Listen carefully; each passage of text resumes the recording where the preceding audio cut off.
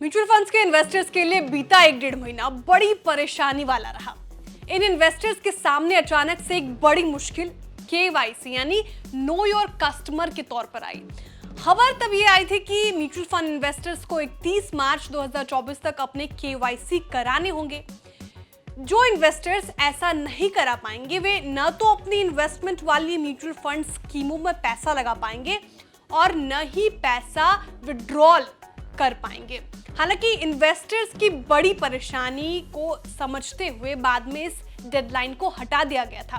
साथ ही इन्वेस्टमेंट और विड्रॉल की पाबंदी भी हटा दी गई थी, लेकिन इसमें एक बड़ी शर्त रखी गई थी। शर्त ये थी कि इन सभी म्यूचुअल फंड्स इन्वेस्टर्स को अपने केवाईसी रिकॉर्ड के मुताबिक अपने मोबाइल नंबर, ईमेल आईडी का वेरिफिकेशन सुनिश्चित करना होगा।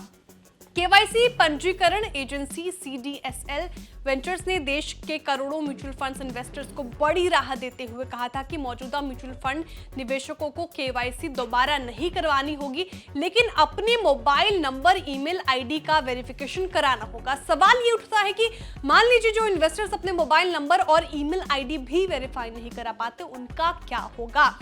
तो समझ लीजिए कि इन इन्वेस्टर्स के लिए आगे की राह मुश्किल होने वाली है।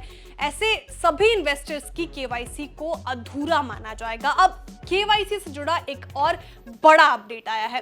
केवाईसी रजिस्ट्रेशन एजेंसियों, जिन्हें KRAS कहा जाता है, उन्होंने कहा है कि 10.83 करोड़ केवाईसी रिकॉर्ड में से 73% का वैलिडेशन 31 मार्च 2024 तक हो गया है। इन्होंने ये भी कहा कि जिन इन्वेस्टर्स की अब तक केवाईसी वैलिडेट नहीं हो पाई है, उनके लिए भी दूसरी तैयारी करनी होगी। आपको बता दें कि KRAS की तरफ से ये अपडेट तब आया है जबकि तमाम इन्वेस्टर्स और म्यूचुअल फंड डिस्ट्रीब्यूटर्स केवाईसी को लेकर लाए गए नए नियमों पर अपनी चिंता जाहिर कर चुके हैं।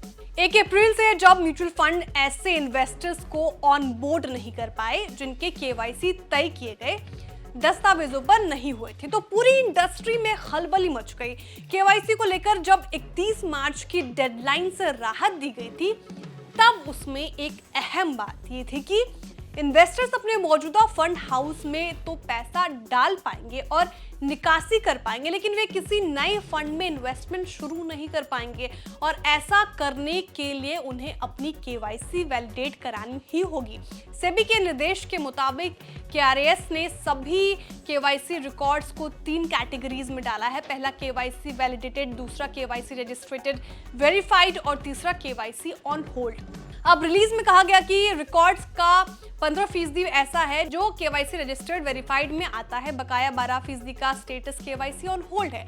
अब ये जान लीजिए कि तीनों स्टेटस में क्या क्या प्रावधान है। पहले जिनका केवाईसी वैलिडेटेड है उन्हें किसी तरह की कोई दिक्कत नहीं होगी।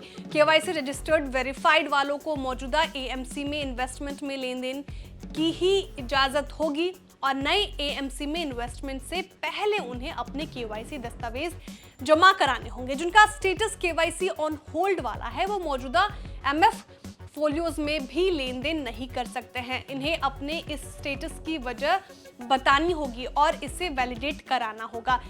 KRAS यानी केवाईसी रजिस्ट्रेशन एजेंसियां CDSL वेंचर्स, CAMS, NSE और कर्वी ने कहा है कि उन्होंने डेडिकेटेड हेल्प डेस्क और कॉल सेंटर बनाए हैं जहां इन्वेस्टर्स केवाईसी से जुड़ी अपनी दिक्कतें दूर कर सकते हैं। इन्वेस्टर्स को मुश्किल से बचाने के लिए म्यूचुअल फंड्स ने भी अपनी कोशिशें बढ़ा दी है।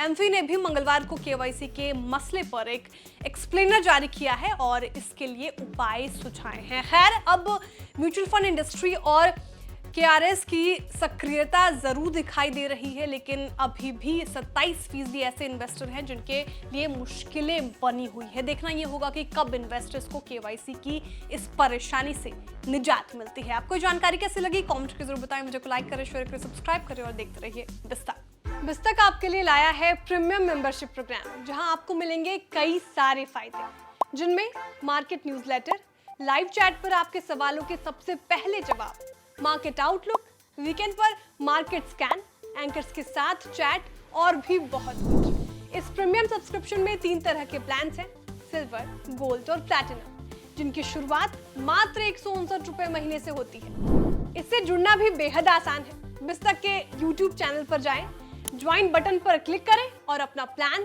सिलेक्ट करें। बस बन गए आप हमारे प्रीमियम मेंबर।